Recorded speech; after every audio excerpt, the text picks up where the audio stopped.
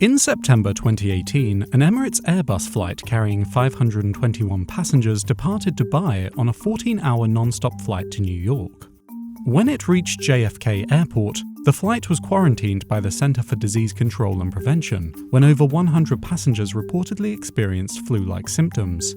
Headaches, nausea, coughing fits, sore throats and fatigue ran rampant through the passengers on the flight. Every person on board, including the rapper Vanilla Ice, was screened before being allowed off the plane, as investigators determined the cause of this fast-acting, potentially deadly pathogen that had made its way to the United States. But after all this drama, very little transpired. It was found that only 19 people on board were suffering from common colds and other flu-like symptoms. 10 were taken to hospital as a precautionary measure, and 9 refused treatment. This dramatic incident ended not long after it began. But how could a few people with colds cause so much drama that even the president was notified? And why did over 100 people report experiencing flu-like symptoms despite not being ill? Many people view Flight 203 as an example of modern mass hysteria. But what is mass hysteria? It's often confused with mob mentality. Joining a riot or taking part in a bizarre fashion fad are not examples of mass hysteria. It's a type of psychogenic illness, meaning a condition that begins in the mind rather than the body. According to a 1997 review by Johns Hopkins University, mass hysteria is a constellation of symptoms suggestive of organic illness, but without an identifiable cause, that occurs between 2 or more people who share beliefs related to those symptoms.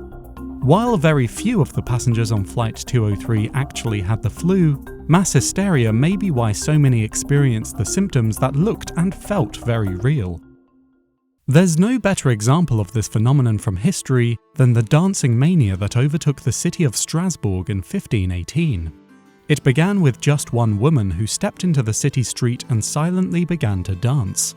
For whatever reason, she just couldn't stop, and after nearly a week, 35 other people had joined in.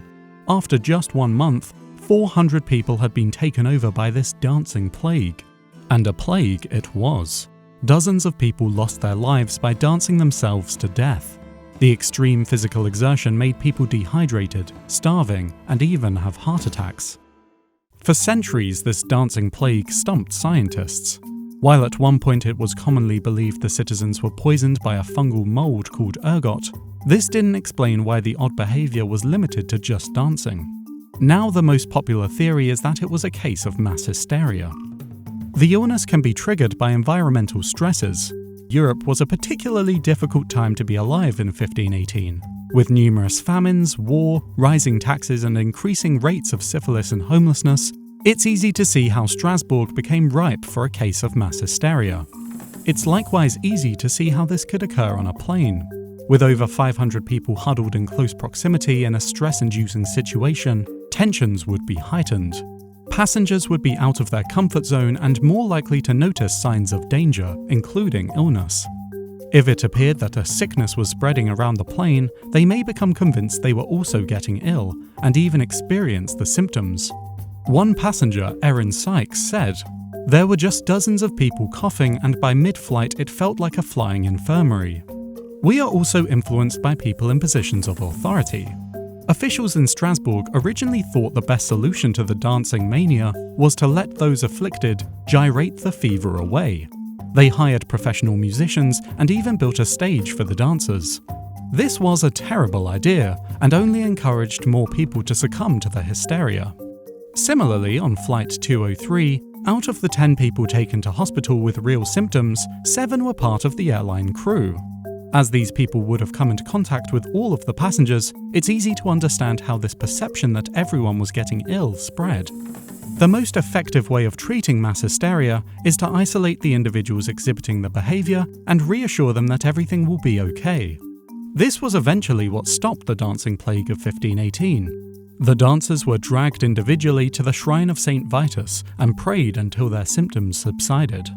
When Flight 203 reached its destination and people received medical attention, they likely felt reassured, and thus their physical symptoms subsided. And just to reassure you, if you ever find yourself on a flight full of sneezing people, Modern planes use a complicated air filtration system that removes a lot of infective bacteria from the air. You're far more likely to get sick on your way to the airport than on the plane. Thanks for watching, guys. Be sure to subscribe for more just interesting videos and click the link on screen to check out our latest podcast episode. See you next time.